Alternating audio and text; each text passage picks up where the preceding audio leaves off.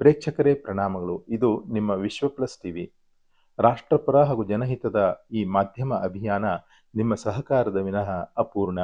ದಯವಿಟ್ಟು ನಮ್ಮ ಜೊತೆಗೆ ನಿಲ್ಲಿ.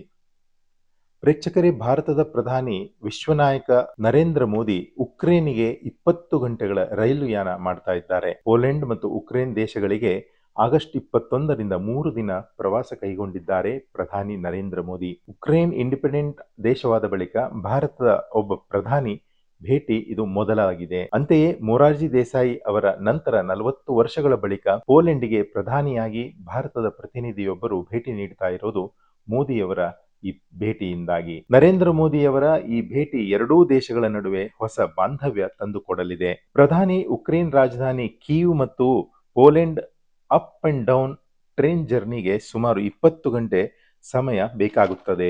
ಭಾರತದ ಒಬ್ಬ ಪ್ರಧಾನಿ ಇಷ್ಟು ದೀರ್ಘಕಾಲದ ರೈಲು ಯಾನ ಮಾಡ್ತಾ ಇರೋದು ಇದೇ ಪ್ರಪ್ರಥಮ. ಮೋದಿಯವರು ಹತ್ತುವುದು ಟ್ರೈನ್ ಫೋರ್ಸ್ 1 ಎಂಬುವ ರೈಲು.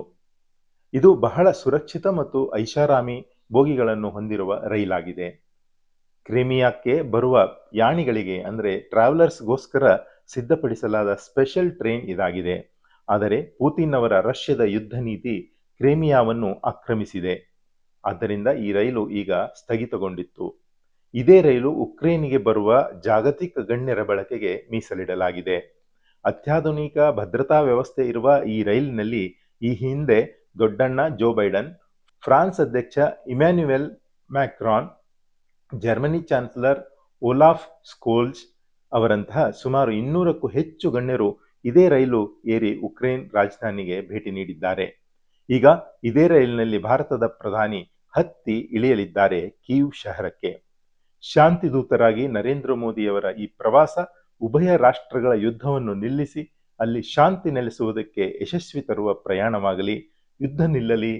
Safe and happy journey to our Modiji. Political bureau, Vishwa plus TV. Vishwa plus, ಜನಹಿತಕ್ಕಿದು ಜಾಲದ ಜಾಲ.